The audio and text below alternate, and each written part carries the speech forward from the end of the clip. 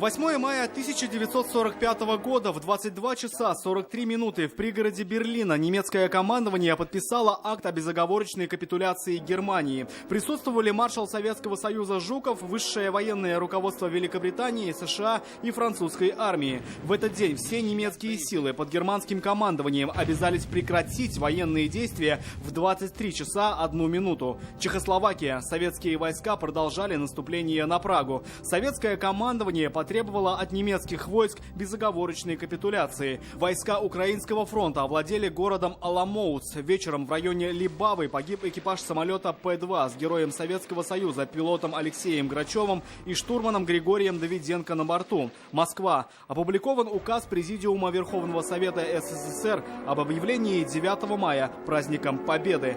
До нашей победы оставался день.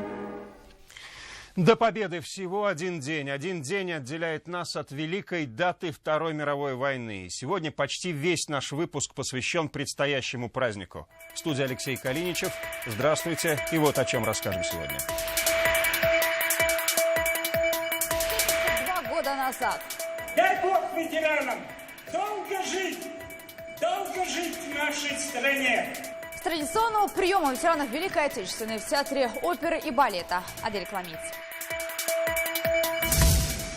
Праздник в городе. Я надеюсь, что все мероприятия пройдут на высшем уровне.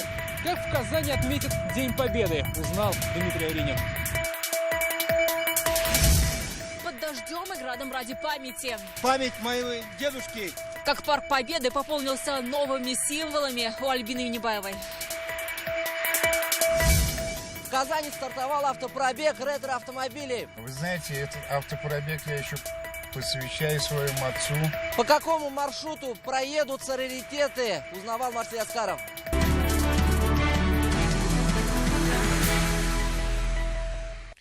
Они, главные герои, просто герои. Победителям сегодня посвятили праздничный концерт в Театре оперы и балета. Со всей республики на традиционный прием приехали более 600 ветеранов. И они по праву могут сказать, что это их праздник. Это они победили. С годовщиной Великой Победы ветеранов поздравил Рустам Минниханов. А их легендарные истории, как они жили, воевали и побеждали, услышала Адель Коломиец. Сегодня в 4 часа утра. Голос Левитана помнит здесь каждый. После его сообщения по радио мир перевернулся. Из Татарстана на Великую Отечественную войну ушли порядка 700 тысяч человек. Больше половины не вернулись. Миллионы же жизней советских людей, сотни тысяч наших земляков отдали свою жизнь победе. Предлагаю почтить их память минутой молчания. 300 татарстанцев во время войны были удостоены звания Героя Советского Союза и стали полными кавалерами Ордена Славы. Свыше 200 тысяч удостоились боевых орденов и медалей. Их продолжают вручать по сей день, посмертно. Приказом командира 147-й стрелковой дивизии. За мужество и отвагу, проявленные в боях, Орден Красного Знамени за своего отца Николая Титова получила Валентина Панченко. Дочь ефрейтора награду ждала. Умер он в 1974 году, так и не дождавшись о том, что он орденоносец. Нет, мы сегодня не забыли всех фронтовых своих друзей, кто в битвах головы сложили за счастье Родины своей. Да здравствует Татарстан! Орденом за заслуги перед Республикой Татарстан наградили сегодня Фатиму Яхину, участницу Великой Отечественной войны. Она активист, 34 года проработала в Совете ветеранов Альметьевска, а во время войны была зенитчицей. На фронт ушла добровольно в 43-м. Без слез вспоминать до сих пор не может. Войну закончила под Варшавой, на Висле. Так закончилась для вас война? Да. Отвечаем с вами 72-ю годовщину разгрома немецких фашистских войск. Ваши аплодисменты. На сцене сегодня читали письма солдат. В них страх, отчаяние и вера в победу. Я прочувствовал всю тяжесть военного времени. Вспоминал, как хоронил товарищей, как на моих глазах убивали людей. В этом году на торжественный прием со всей республики приехали более 600 ветеранов. После большого концерта тех, кто ковал победу в тылу и на фронте, ждал праздничный обед. Адель Кламиец, Ильшат Мухаметов, ТНВ, Казань. С 8 часов утра завтра в Татарстане начнется празднование Дня Победы. Возложение цветов, парад и 100 тысяч человек, которые встанут в ряды бессмертного полка. Именно так завтра в республике отметят 72-ю годовщину Победы. Последние приготовления сегодня обсудили в Доме правительства. Как Татарстан отпразднует 9 мая, узнал Дмитрий Аринин. По традиции, праздничные программы 9 мая начнется с возложения цветов к мемориалам и воинским захоронениям. В Парке Победы эта церемония состоится в 9 утра. Сейчас ко Дню Победы в республике уже все готово, о чем доложили сегодня президенту в Доме правительства. Завтра большой праздник, уже по всем районам, городам идет работа. Вот я посещал районы, возлагали цветы не только в крупных там. Каждый населенный пункт привели в порядок обелиски, проходят встречи с ветеранами. В данном случае место встречи изменить можно. В этом году акция «Бессмертный полк» стартует в 3 часа дня от перекрестка улиц Карла Маркса и Толстого. В минувшем году шествие собрало 160 тысяч человек. В этом году заявились 100. Присоединиться к процессии в Казани можно будет в одной из 12 точек входа. Шествие по центральным улицам города продлится примерно 2 часа. Потому организаторы советуют всем запастись удобной обувью и зонтами. Потому что, как и сегодня, в Казани ожидается дождь. Бессмертный полк завершит свой путь на площади Тысячелетия. Здесь же в 10 утра начнется парад Победы, а ближе к вечеру зазвучат голоса концерта «Поющая Казань». Завтра, да, обязательно мы планируем поучаствовать на параде «Бессмертный полк». И, как обычно, по традиции, с семьей обязательно пойдем в Парк Победы. На парад? Если в сад не поедем, конечно, погода, может, пойдем. Мой внук учится в Суворовском училище. Я буду смотреть, он будет участвовать в этом параде. Ну, а потом планирую на «Бессмертный полк». Различные праздничные мероприятия и народные гуляния завтра пройдут по всей республике. Бессмертный полк в этом году пройдет во всех муниципальных образованиях, начало 15:00. Сегодня мы сверяем наши действия, и я надеюсь, что все мероприятия пройдут на высшем уровне. Опять же, по традиции, праздничный день завершится салютом. Его дадут из акватории реки Казанки. Озарять небо залпы будут 10 минут. Лучше всего салют будет виден с площади Тысячелетия и Ленинской дамбы. Дмитрий Аринин, Рамзиль Гарипов, ТНВ, Казань. Яблони и сирени, чтобы помнили. Сегодня Парк Победы пополнился деревьями-символами отвоеванного мира. Посадили их активисты, которые не испугались непогоды, ливней и града. Теперь в парке больше 50 молодых деревьев. Альбина Минибаева о главном символе праздника, который объединил все поколения. Холодно! Сквозь ливень, град, разминками, чтобы согреться и немного испугать непогоду. Так, сегодня активисты начали акцию памяти. Саженцы яблони и сирени, настоящие символы победы, появились в одноименном парке. И мы создаем как раз-таки такой живой памятник, который из года в год будет цвести, из года в год будет расти, увеличиваться, и будет таким народным живым памятником. Сажаю это память моего дедушки. Руками бывших военных в память о погибших заместитель капитана подводной атомной лодки Хамид Абдулазянов сажает свою яблоню за деда. Вот кого уж точно погода не заставит отступать. Погода именно плачет. Вспоминаем мы своих отцов и дедов, которые погибли в Великой Отечественной войне, потому что это страшная война. Дождь и даже град для активистов точно не помеха. Погода может быть и не праздничная, зато настроение боевое, как раз такое, чтобы посадить как минимум 50 деревьев в Парке Победы. К сожалению, ветеранов все меньше и меньше, а эти деревья – это наша память, то есть годами они растут, и память тоже наша остается. Яблони выбраны тоже не случайно. Лунка за лункой 50 саженцев заполнили аллеи парка. Деревья не только в память о воевавших в Великую Отечественную, но и о современных героях. Муж Гузель Ахметшиной, герой России, погиб в прошлом году в Сирии. Я дала слово, что буду участвовать в любом мероприятии, буду хранить память о нем, чтобы наше поколение, наши дети, наши внуки, чтобы они всегда помнили. Теперь остается только дождаться, когда яблони и сирень зацветут, тогда ароматы победы можно будет вдохнуть полной грудью. Альбина Минибаева, Азат Самигуллин, ТНВ, Казань.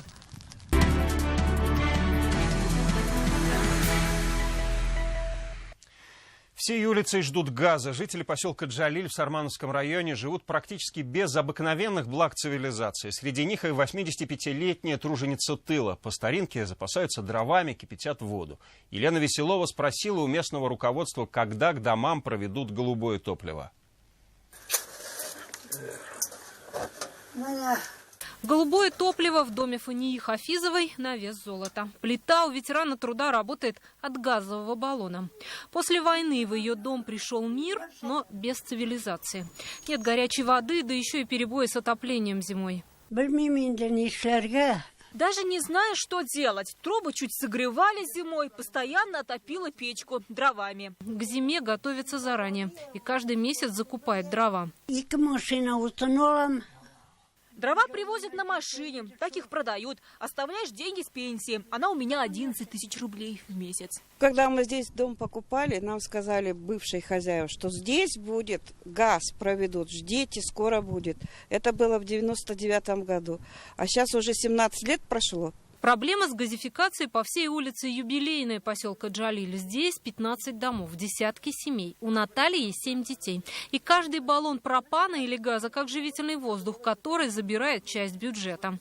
Надежда на газ была в 2014-м, но и она улетучилась. Что будет на следующий год газ. И вот так нет пока еще все. Все, что только обещают, на обещаниях. Администрация поселка пока только обнадеживает. Документы, которые должны зажечь голубое топливо в домах, сейчас в работе. По фонду газификации мы уже все проекты сдали с нашей стороны. Все это проектирование находится в фонде газификации в данный момент. Ближайший 2018 возможно принесет на юбилейную газ. Это по оптимистичным прогнозам. Пока же ветерану труда остается ждать, когда в ее дом придет цивилизация. Елена Веселова, Альбина Минибаева, Фуат Гайсин, Булат Шафигуллин, ТНВ, Сармановский район. Это новости Татарстана, и вот о чем расскажем далее. Не уповать на непогоду. Сутки сеем 2800-3000 гектаров. Как сегодня районы действуют в полевых условиях, узнал Рамиль Шайдуллин. Долгожданный дом. Всякие перипетии, переносили сроки. Что заботит новоселов дома в микрорайоне М14? Лина Зинатуллина.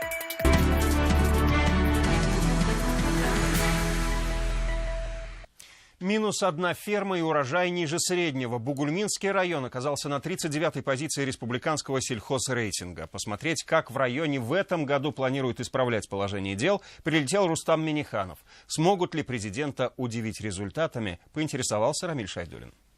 39-е место — это не наше место, нам самим стыдно, Руслан Андреевич, поэтому в этом году... Ну, хорошо, что не 43-е.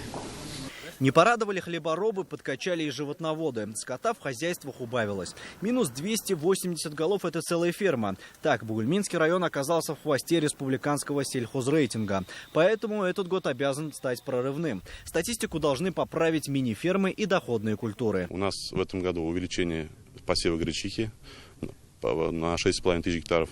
В районе свой комбинат по переработке гречневой крупы. Ну, и увеличение выручки. Отсюда же идет. Точкой роста бугульминцы видят птицеводческие комплексы. С прошлого года на новых фермах разводят и забивают 75 тысяч голов птицы. Рублями в них вложили больше 3 миллиардов. Мы на сегодняшний день запустили 4 площадки. Буквально через 10 дней запускаем еще одну 5-ю. Если мы выйдем на 120 миллионов, как полный комплекс мы планируем, у нас где-то 400-420 рабочих мест будут. Задумались о новых подходах и на ниве ЖКХ. Зима показала, снега было слишком много. Не из-за стихии, а нехватки машин. Что с этим делать, время подумать до осени. Это самые болевые точки. Самый большой объем жалоб у вас по ЖКХ. Ну и вы сами должны с людьми работать.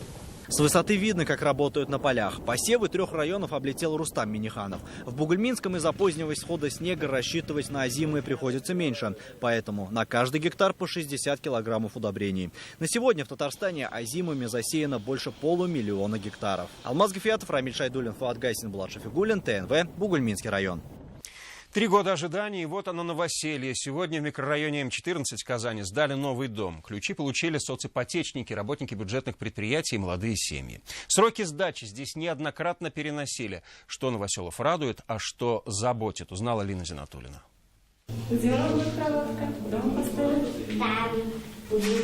Там кроватка, здесь игрушки. Маленький Карим вместе с мамой уже обживает новую детскую. В просторной двухкомнатной квартире хватит места всем. Новое жилье в микрорайоне М14 Салаховы получили по программе социальной ипотеки. Надеемся, что в дальнейшем у нас район будет развиваться, и что все будет строиться, и дороги, и инфраструктура, и все, и школы будут. Сейчас главная проблема в инфраструктуре – транспортная доступность. И если подъездную дорогу для водителей летом обещали расширить, то общественного транспорта здесь пока нет. Хотел бы один рейсовый автобус, но я имею в виду номер, наверное, нужно запустить, потому что проблема добираться сюда очень такая острая. В дом на 55 квартир, который сегодня торжественно заселили, въехали соципотечники, работники бюджетных предприятий и молодые семьи. Своих квартир ждали немало. Первый объявленный срок сдачи прошел 3 года назад и неоднократно переносился. Да, были некоторые отступления по срокам, но тем не менее вы видите, что мы все вместе догоняем графики, исправляемся, что по М14, что по Салават-Купре, и это направление будет продолжено. Поэтому, уверяю вас, коллеги, в этом микрорайоне вам будет житься очень комфортно и благополучно. В микрорайоне пока сданы 2 дома. Живут здесь в основном семьи с маленькими детьми. С устройством в садик нет никаких проблем. Он буквально в 2 шагах и уже работает. В планах и постройка школы. Лина Зинатульна, Ренат Сафин, ТНВ, Казань. Их голоса слышат миллионы. 7 мая в России отметили День радио, свой профессиональный праздник. И у наших коллег коллектива «Болгар Радиосы» самая популярная волна на татарском языке давно вышла за рамки радиостанции и превратилась в целый медиацентр. Как радио радует слушателей и создает настоящих звезд, расскажет Лина Зинатульна. Из этой студии свежие новости, музыкальные новинки и познавательные программы разносятся по всей республике. Каждый день вещание охватывает миллионы людей. А вот увидеть кухню и узнать, как готовят самые популярные радиопередачи, до недавних пор удавалось немногим. С этого года радиоэфиры можно не только послушать, но и посмотреть. Вот такую картинку видят интернет-пользователи на сайте «Радио Болгар». Для этого студию оборудовали 5 камерами по всему периметру. Сейчас наши девчонки заходят в эфир и первым делом красятся. Раньше, может, они этого и не делали, я не знаю. Стали одевать красивые платья, все равно же столько народу смотрит.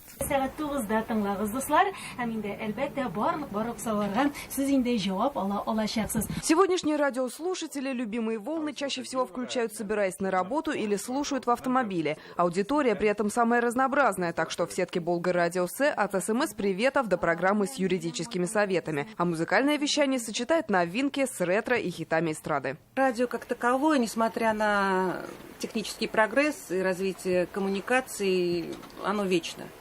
Потому что люди в машинах слушают радио, на кухне слушают радио, и интернет, и телевидение. Я не считаю, что такой конкурент, который погубит радио. Слушателям любимая музыка, артистам путь к славе. Над выбором песен, которые войдут в ротацию радио, ежедневно работают продюсеры.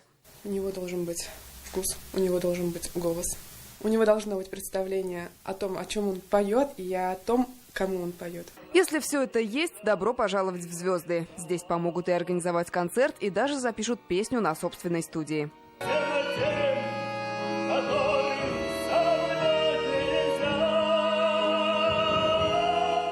Лена Зинатульна, Данил Филатов, ТНВ, Казань.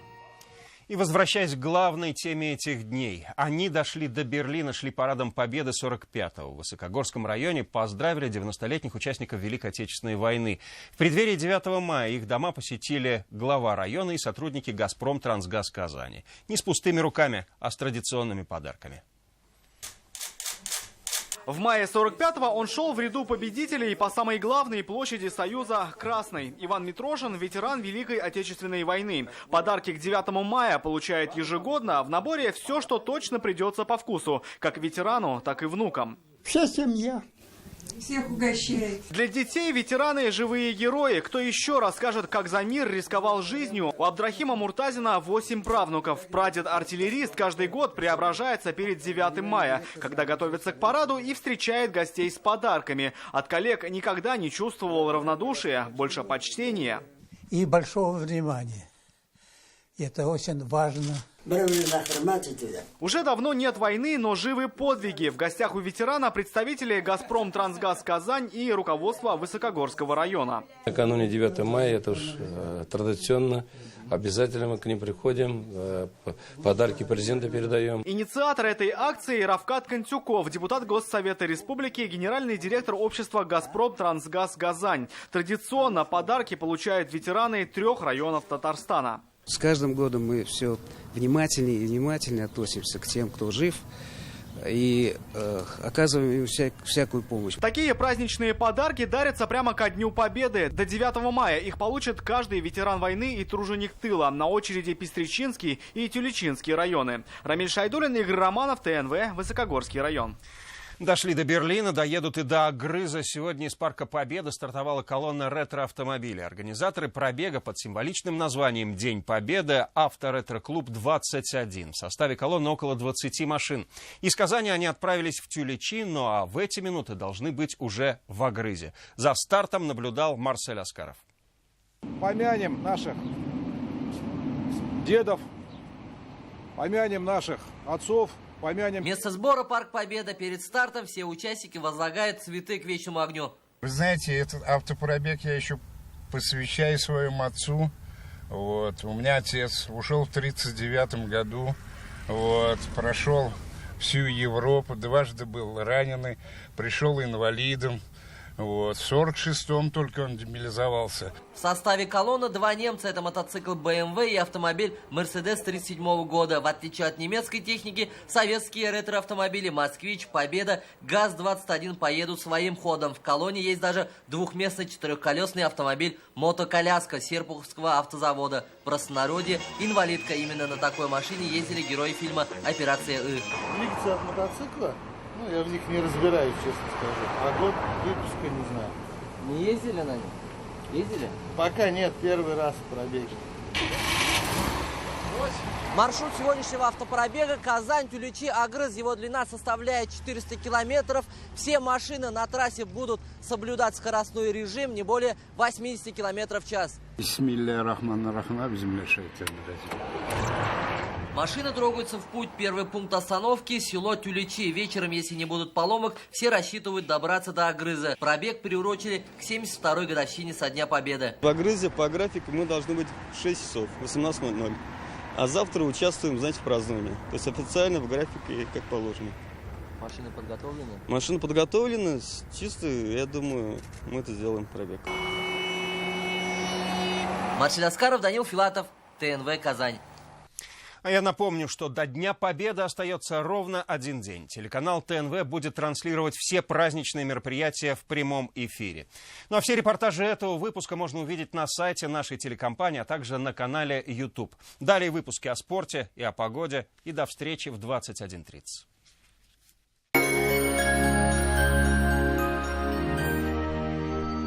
Цветет сирень.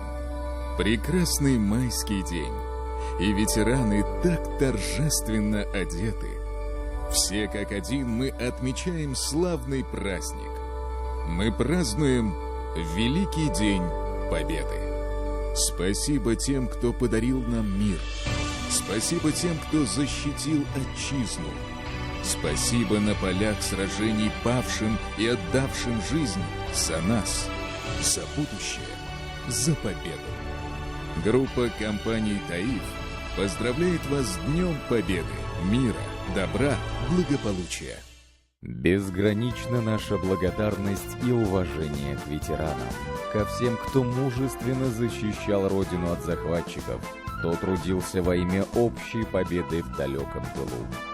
Мы сердечно поздравляем участников войны, тружеников и вдов фронтовиков с самым светлым праздником. Компания «Татнефть». Партия «Единая Россия» поздравляет татарстанцев с Днем Победы. Спасибо, что после битв и ранений, после потери горя, нашли в себе силы для новых подвигов. Спасибо за страну, которую вы подняли из руины пепла. Для нас, ваших потомков. Казань-Оргсинтез поздравляет с Днем Великой Победы. КамЭнергостройпром – одно из крупнейших предприятий по производству железобетонных изделий в России. Более 3000 наименований. Модернизированное оборудование, современная аттестованная лаборатория, строгий контроль качества на всех этапах производства. Вот секреты нашего железобетонного преимущества. Продукция поставляется в любую точку России и ближнего зарубежья. КАМ «Энергостройпром» — это стабильность, качество, надежность. Кредитный потребительский кооператив «Семейная копилка» поздравляет всех с Днем Победы. Только с 10 по 11 мая принимаем сбережения под выгодный процент. Ждем вас по адресу Чистопольская, 55. Дети, что между вторником и четвергом? Скидки в пятерочке! Пятерочки каждую среду. Всем родителям с детьми скидка 10%. Приходите в среду за покупками всей семьей. Пятерочка выручает! Весь май в Мебельграде распродажа. Скидки на 100% мебели. Только в мае. Удача в придачу в аквапарке «Ривьера». Приходи и получи гарантированный приз. Птицефабрика «Челный бройлер» начала продажу цыплят-бройлеров оптом и в розницу. Стройбаза 8. Телефон 74 77 57.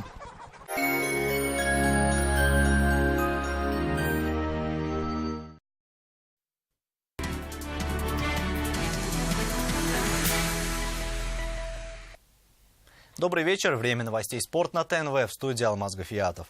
В российской премьер-лиге по футболу стал известен чемпион сезона. Впервые за 16 лет им стал московский «Спартак», оформивший 10-ю победу за всю историю клуба. Тем временем вторую победу подряд одержал казанский «Рубин». Команда Хавьера Грасси дома принимала соседей из Уфы.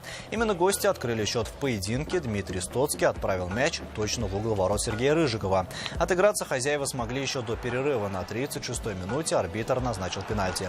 К мячу подошел Миоц Акташ и реализовал штрафной удар. В начале второго тайма хорватский полузащитник оформляет дубль и приносит вторую победу казанцам. 14 мая «Рубин» на выезде играет с Ростовом, а 17-го дома против ЦСКА. На эту игру болельщики смогут попасть бесплатно, оформив паспорт болельщика на сайте fanid.ru. Ребята эту победу заслужили, потому что хорошо поработали все 90 минут. Несмотря на то, что вначале мы пропустили, уступая в счете, ребята действовали хорошо. Не боялись играть, старались владеть инициативой. С победой на групповом этапе финала 6 чемпионата России стартовал казанский «Зенит». В первой игре наши волейболисты переиграли «Локомотив» из Новосибирска. Хотя начало встречи складывалось явно не в пользу подопечных Владимира Олекна. Казанцы, не проигравшие на предварительном этапе ни одного матча национального первенства, после двух стартовых партий уступали со счетом 0-2. Отыгрываться коллектив, как известно, умеет. Судьба встречи решалась на тайбрейке, который остался за «Зенитом». Сегодня клуб из Татарстана переиграл «Газпром Югру» из Сургута и вышел в полуфинал чемпионата России. Битва за выход в решающую стадию финала 6 пройдет в среду 10 мая. И мы победителя узнаем на следующий день. Была самая наша худшая игра за весь сезон, и мы ее выиграли. Это, наверное, есть позитив. А это не хочу искать оправдания, это нормально. Они бились и выиграли. Вот это хочу сказать.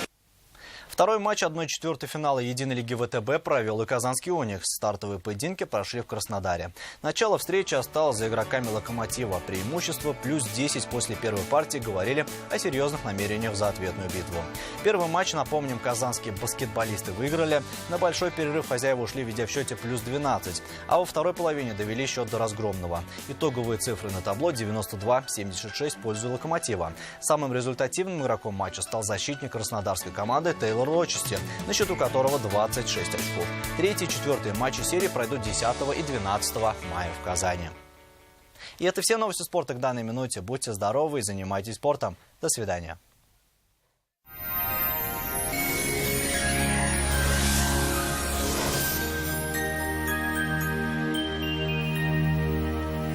Здравствуйте! Вы смотрите прогноз погоды на ТНВ.